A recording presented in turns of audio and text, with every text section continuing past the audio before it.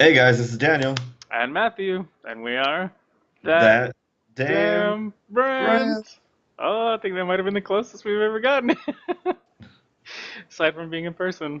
We're back with yet another video podcast, and today we're talking about a few different topics. I think the first thing that's most near and dear to Daniel's heart is going to be the Oculus Rift news. So let him have it.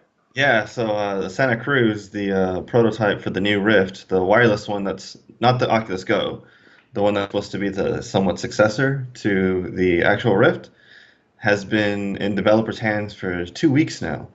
So I'm pretty excited about that. Normally that means that there's a release time of a consumer version is coming out really soon. I know they said 2018, but with Rift releasing things late, I don't know if that's really that believable. Well, it was, but now it's looking like it can actually be maybe mid 2018. So I'm pretty stoked about that. Looking forward to it. And wireless Oculus Rift. Yeah, I mean, the technology is just advancing, I guess at a steady rate, you could say. And so, less wires, the better in the long run. I mean, there are certain times that a wire helps, like with, FPS gaming and that sort of thing. Like a wired mouse will do better than a wireless. But in terms of VR, I feel like wireless is better because, when you have to spin around and stuff, you're not essentially AT-ATing yourself like in Star Wars, like falling down. So, Yeah, I feel VR, the whole thing about that is immersion, and the wire takes you out of the immersion. And so definitely, I think it being wireless is a huge jump just because of the goal of virtual reality in itself. A thing that I'm interested in, which I haven't talked about, is cost. yeah, I'm sure that's something that they're going to leave out for the foreseeable future until, basically delay as long as they can talking about Definitely. it. And that's kind of has me thinking it's going to be a high price. I'm willing to buy it at a high price. It's that the fact that it hasn't been discussed at all. Yeah, so I mean the normal Rift is like what, 500 right now? No, it's actually 400. 400. Yeah, yeah. And then The you can get it Vive on is sale. 500. Yeah, and you can get it on sale for like five, or not five, I'm sorry, 350 every now and then. So if you just wait till someone has like a sale, you can get it for cheaper. It's really affordable. Well, I So was just I was just trying to, you know, guesstimate, I guess if you will, what the cost of the wireless version I'm would thinking be. 600, 700 personally. I feel like that's still a little low. I mean, I know they want to compete, but that I don't know. I feel like 800 is probably the price just for the leap in technology. I don't know, but I'm thinking maybe since Oculus platform or has a platform itself, maybe they're just gonna sell it for a loss and then make it up in Software licensing. sales and stuff like that. hmm Yeah, that's true. We'll see. I saw a video the other day that said Microsoft took like a $2 billion loss on the original Xbox. Yeah, So that was something insane. yeah, I don't think they made it back until the Xbox One. yeah. Like So as the Xbox brand name itself, like even the Xbox was still Xbox 360 was negative. yeah. Well, that was had a lot to do with Red Ring of Death, but that's a whole nother Yeah, topic. We could talk about that all day. I had to go through like three boxes myself. I think I did Um, as well. But yeah, that's another. can of worms, yeah. All right, so then moving on from Oculus, we touched on it in the last video, but or maybe I think it was the last video. Yeah, but the ESRB in-game label, and um, Daniel has another point that he wanted to bring up regarding that. Yeah, Boogie brought this up, so I want to give some, credit to him, and it kind of makes sense. Well, When real quick, who is that for people that don't know? he's uh, the I don't know how to describe him. He's just some dude on the internet. He's a He does YouTube. He's a YouTuber. YouTuber, yeah. Yeah. He's a YouTuber on the internet. Pretty much something that I didn't think about. Like we both came to the conclusion that it was bullshit, a way to go about this, but he brought a point in that I didn't think about and to look at it this way, you have to know how the ESRB started. The ESRB started back in the 90s when Jack Thompson and all them crazy, I don't know, it's Democrats, but I think it's Republicans too.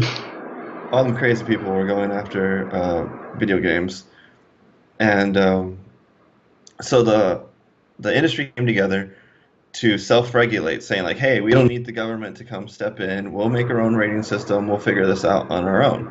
So they came in and did that. So all the video game companies came together to find a way to regulate themselves. Well, fast forward to now. So now we have the ESRB, who is comprised of video game companies, and they don't. It's not in their interest to regulate loot boxes. That's not what they are about. They're about making money. So he was saying, and it's completely true because this kind of shit happens all the time because when the watchdog is watching themselves, there's no one really to enforce anything. Um, it's probably a big do nothing on purpose. It's a way for them to be able to say we're doing something while not really doing anything at all. It's a big PR move. Yeah, yeah, it's interesting that, especially that what you said. It's kind of like Who Watches the Watchmen Yeah. type of deal. But that's it's. I hadn't thought about that, but when you brought that to my attention, I could totally see that as a thing that they're doing. Yeah, it's totally what it is. I can't see it. It doesn't make sense any other way. Well, yeah, no, PR is probably the only reason. So, and I think it's what you said is, or well, I read it last time. It just encompasses such a wide category of things that it's, I mean, if they really wanted to get serious about it, they would have to have specific labels for specific things, like we mentioned. Like, this one has loot boxes, this one has downloadable content, this one has this one has that. But instead, it's just one thing. Like, hey, if there's a piece of extra something you get while playing this game, then you're gonna get this fucking label. So, Yeah, it. Every gamer knows that DLC does not, like an expansion pack or something, does not equate loot boxes.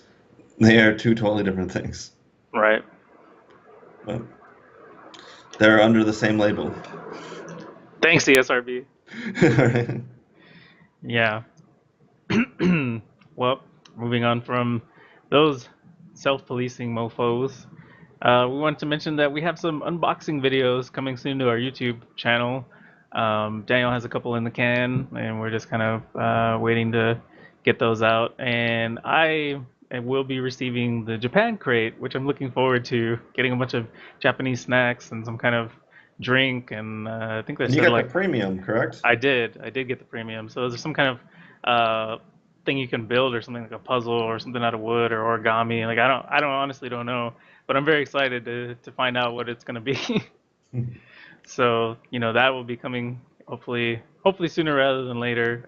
It's on its way to me now, but they said it could take between 2 to 4 weeks or up to 6 weeks depending on customs or whatever. So we'll see. That's how But you know it's legit. yeah, yeah, because it's actually coming from Japan instead of like somebody here just going to like a Japanese store or whatever and buying some shit and throwing it in a box. But yep, it's coming actually from Japan, so I'm excited. It'll be cool. And then Daniels, I think you have actual loot crates that you're unboxing. Yeah, I'm unboxing loot crates. I think I still have two more left that I need to unbox before I'm actually have no more to lying around my apartment. Caught up. Yeah, and then my sports crate should be coming soon too, along Yeah, with another loot crate. yeah. And in case you missed that, we have a Rockets. Was it Go Time or Courtside or something? It's a courtside crate. I think the theme was go time. Yeah, there's an unboxing video of that on our YouTube channel right now, which you can check out. And it may be on screen, maybe not. And then, so that's for the unboxing videos. The next thing we wanted to mention is Final Fantasy 15 Windows Edition. Yep, it I came finally out. got it running. It came out. Daniel's had a hell of a time trying to get it running. Not that his PC is messed up or anything. It just was having issues, crashes, and I don't know. Tell him about it. Well, the first day was unpacking.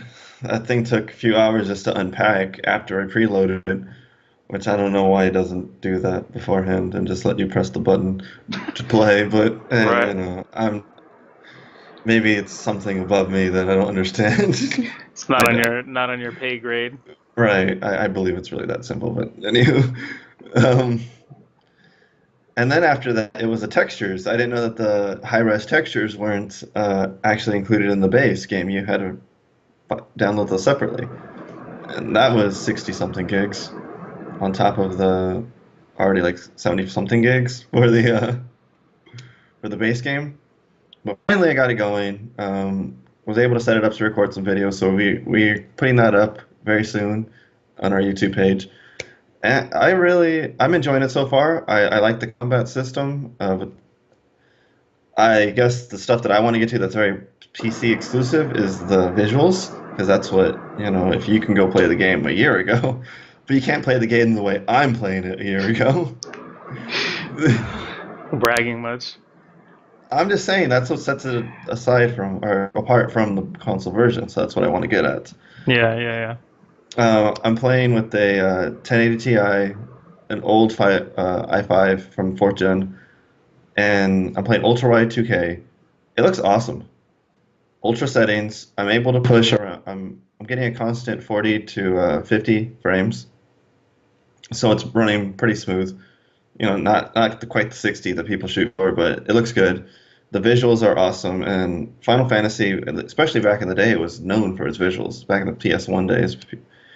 So I'm really excited to see it keep up with that sort of I don't know what they're known for. that level of It, quality.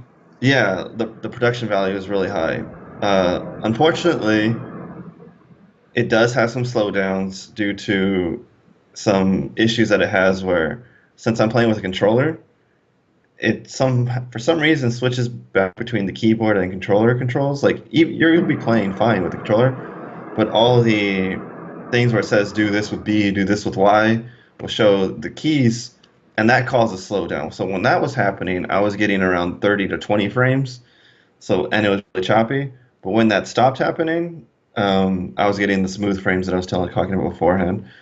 And I've seems like it's a pretty common problem because I've looked that up online and other people are having that issue. Another issue is just plain crashing. Just be walking around and a crash in a time frame of around playing for an hour and a half. I had two crashes. That kind of sucks. Yep. I'm hope I'm hoping that's something they'll address. It's still an early release, and it's kind of sad that we have to think about it that way.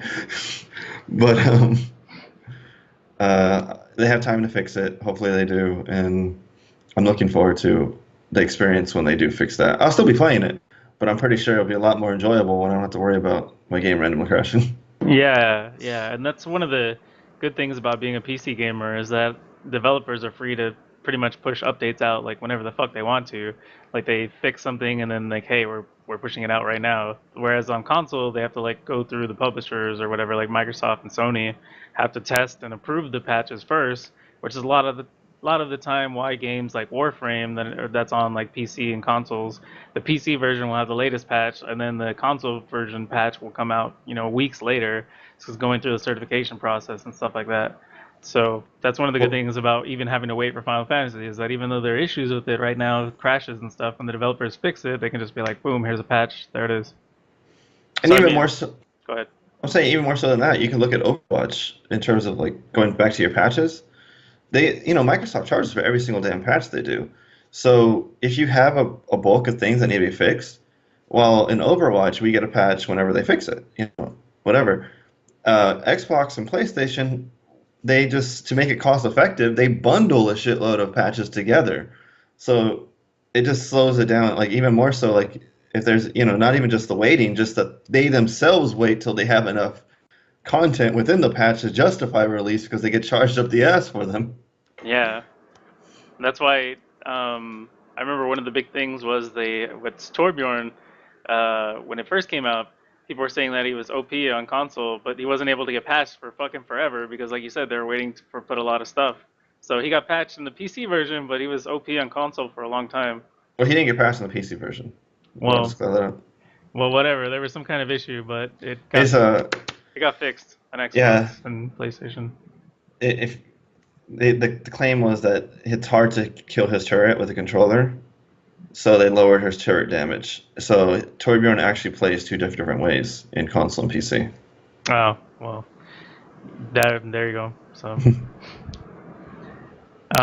yeah, actually, we going back to Final Fantasy, we actually, I had taken some of Daniel's footage and upscaled it or converted it or whatever via Premiere, which took a ridiculous amount of time, and then I uploaded it to YouTube, and it was just gonna be straight gameplay with like no intro, no music, no kind of anything, which we put in kind of like our other videos.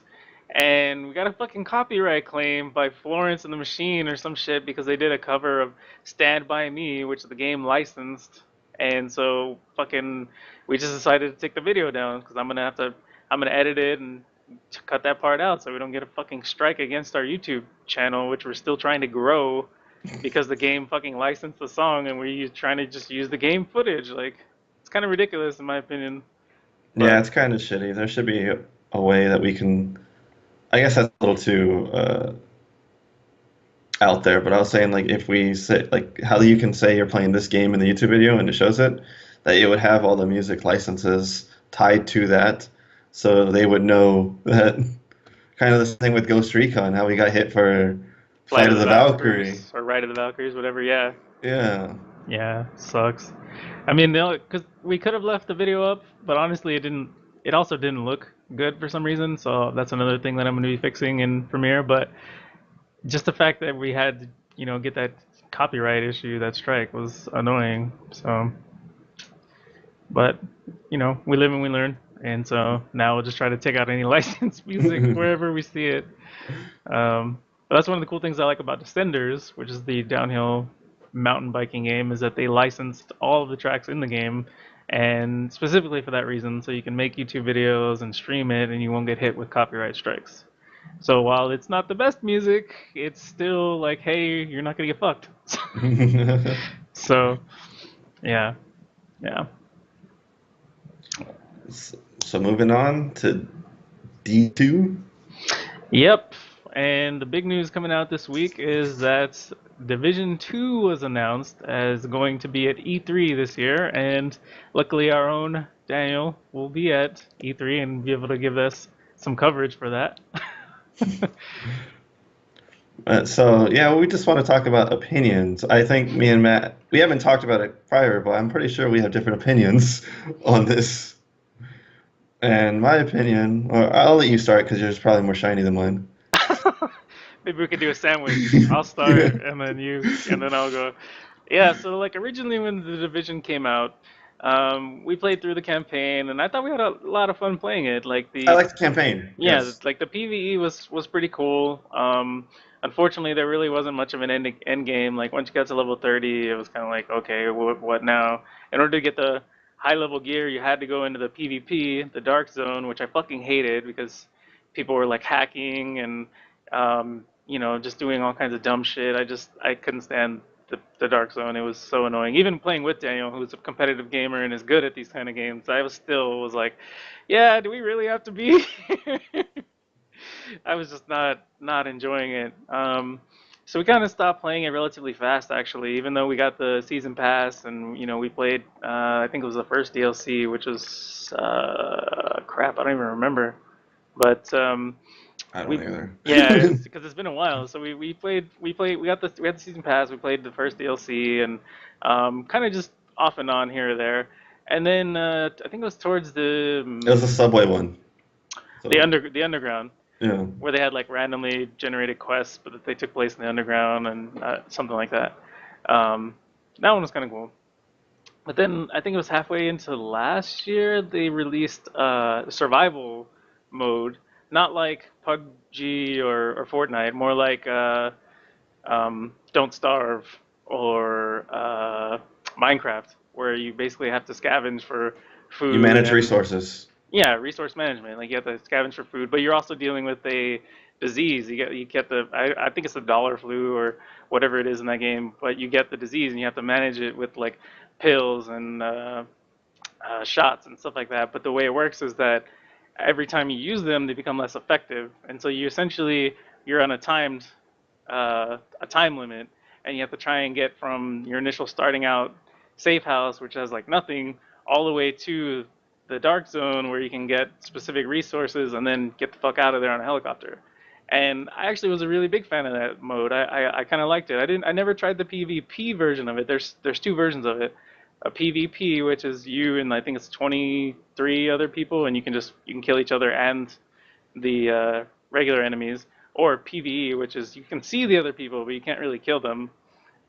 You can pick them up, but there's no like friendly fire or whatever, as it were. And so it's just PvE based, and that's the one I liked. Um, and then again, that as fun as that was, it kind of fell off. And then they started releasing new updates to the game. Like they decided they were going to be more serious about uh, fixing some of the scaling issues, where you can get high level gear from just like random mobs. Like you just kill the guys walking around the streets, and you can get greens as opposed to having to do the to run the like high level raids or whatever over and over. Um, Greens were the highest tier, by the way, so, to clarify to them. Yeah, so originally it was exotics, which when it first came out was like orange, and then they Gold. released well, yeah, Yeah. and then it changed to like a The pink. sets. Oh yeah, Well, the well, pinks. it became kind of like a pink, and then it became exotic, and that was the top. And then they released gear sets, which are like green, like not like the base green low, but like A exotic teal. green or something. Yeah, it's kind of Like a te teal, yeah. And but they changed the way how that works, so you could just kind of get those off random mobs and enemy spawns. So you could just be walking around killing stuff, and then hey, look, there's fucking green. So I thought that was kind of cool. And then they allowed you, like, after you hit max level, you can once you earn enough experience, you essentially get a box that you open, and you can get more gear. So it was kind of grindy, but it felt not. It felt like it had a purpose in the long run, and that it would help you. So I was kind of getting into it again, but this whole time while I was trying to get back into the game, like Daniel wasn't having it. So I feel like I kind of enjoyed it, but let's hear your take. Well, I think I don't know, they lost me too early. I tried staying into it longer than you did initially, which is kind of the ironic thing. I do like the Dark Zone in its initial state where everyone could just kill everyone. I think that was the purpose of the game, and that was cool that they did it. What I didn't like was that when you enter the Dark Zone, and you have these guys that have been playing like all fucking day in their, had nothing to do in their life, you can't kill them.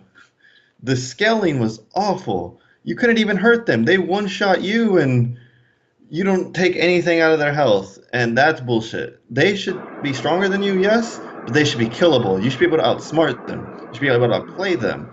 And that was fucking bullshit. When there's nothing I can do to defend myself except run the fuck away, that is a problem.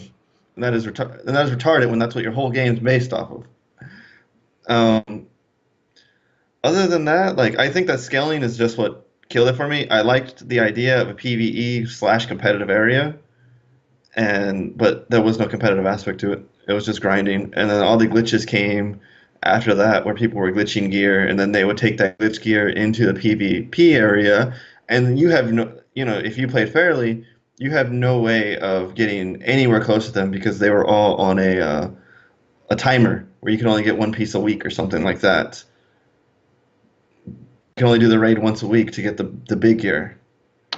The weekly incursion, I think, is what you're talking about. Yeah, Yeah, and that's where you get the best gear, yeah. weekly. So people have found a way to glitch that and get like all that gear up front. So there was nothing you could do to defend and that's where they lost me.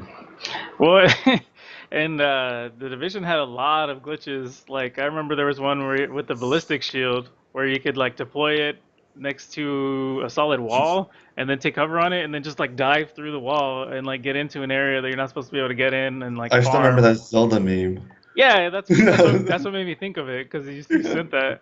Um, thing was fucking awesome. yeah, I might throw that on screen if I can find it and if it's not gonna be shitty quality, but yeah. Yeah. Yeah. But so the division had a lot of glitches and things wrong with it, but um, Ubisoft and got to give credit to at least Massive Entertainment. I mean, I don't like to give too much credit to Ubisoft because they're kind of shit, especially with their platform. But you got to give credit to Massive Entertainment because they definitely did try and fix the game. They've made a lot of additions. They've fixed the scaling problem that Daniel was talking about. Now, before it was like once you got to a certain gear score, it just grouped all those players together, and so that's what the problem was. Like even though we met the minimum, Daniel and I, the people like the scale like so the minimum is right here, and we're towards the bottom. There are people that have been playing all day, and they're towards the top. And so, but that difference was fucking huge. It may not seem like a lot on paper, but it was huge in terms of being able to kill someone, like you said. And so what they did now is that they have gear score ranges. So if your gear score is like 230 to like 240, which is not, that's only like 5 levels, it's not that bad. It's kind of a minuscule um, gap compared to the other one. So if you're in a gear score range that's really high, you're gonna get put in the gear score range with other people that are really high. And so those hackers and those cheaters are just gonna be playing against hackers and cheaters. So, you know, it evens the playing field, I guess. So I thought that was What good. wasn't there word that there was no anti-cheat for the game too? I mean, I don't know for sure, but it wouldn't surprise me because how rampant the hacking and cheating was. So, Yeah, like a lot of people think cheating is really rampant on PC, and it's really not. It's when a developer like that doesn't take it into control that it isn't. Overwatch doesn't have a hacking issue. I don't think I've ever played a game that where I ever even seen a hacker that was blatantly hacking outside of Division. well, I mean, I've seen it in Overwatch, like not personally, but I've seen videos of it and Yeah, and they get people. banned. Yeah, exactly. It's obvious they're using aimbots. Like if you watch the footage, they're like looking at the ground and suddenly they 360 no scope you from across the map and that kind of shit. But yeah, they get banned. I mean, Blizzard's real liberal with the ban hammer. Just start throwing that shit around like nobody's business. So but going back to the division, they updated a lot. They definitely have been trying to get their player base back, and we actually saw I think it was a press release not too long ago where they said they had 20 million players. I don't think it's 20 million concurrent players. I think it's 20 million over the lifespan of the game, which has I been think it's about lifespan. Yeah. about 2 to 3 years now. But still, that's still pretty impressive. 20 million people. Um, I don't think it's that impressive considering the PR that they had with the game coming out. They hyped it up. They did the typical Ubisoft shit where they hype the game and then it fails to live up to it. I mean, it's the They have an point. excellent marketing. They Yeah, have excellent marketing. they do. Well, but the point I was getting at was that basically they like Massive Entertainment made all these strides to like improve the game and stuff, and as good as the improvements were, they just failed to get the player base back because everyone was already left and didn't trust them anymore because of all the hacking and cheating and stuff. So even though I logged into the game not too long ago, maybe about a month and a half ago, and it's changed for the better, but I don't see them being able to recapture that initial uh, spark and player base. But we'll see what happens with two. I actually am excited to see. What I was gonna mention actually was I remember when the division was first announced at E3. I think it was like 2013. It was a long time It ago. was like 2013 because I think that's when I had first moved to North Carolina. It Yeah. got delayed forever, yeah. Well, but when they first showed it off, one of the features they had was like let's say you and I were playing, and then our friend Will wanted to join us, but let's say he wasn't at his computer, he The could log, tablet? yeah, he could log in Yeah. with his tablet and fucking provide air support. Like I remember they were like, hey, we're pinned down over here, and then there was a guy like walked across the stage and was like, don't worry guys, I got you. He's got his tablet, and fucking does some shit, and then on the screen it shows him flying in with like a helicopter and fucking raining down air support and allows them to advance. I thought that was cool as fuck. Because up to that point, the only game I knew that did something similar, and I don't even know if it was at that point, was Battlefield 4, Four? which had the commander thing with the tablet, Yeah. and that was nowhere near as cool. It was kind of like just calling in UAVs and and I don't maybe dropping supplies or whatever. So Yeah, it wasn't cool. Like, well, that's a different topic, but yeah, I understand what you're saying, and I was looking forward to that too. The connectivity of the game where you can play the game when you're not really playing the game. But that goes back to my marketing comment where they talk the game up and it doesn't deliver. Well, but so what I was gonna say was, so I remember that, and so maybe that's something that they've been able to iron out the kinks or whatever in all this time that they've had, since the games come out and since it was originally shown. Maybe that's something they can implement in the Division 2, and I think if they do put that in, that would be fucking cool.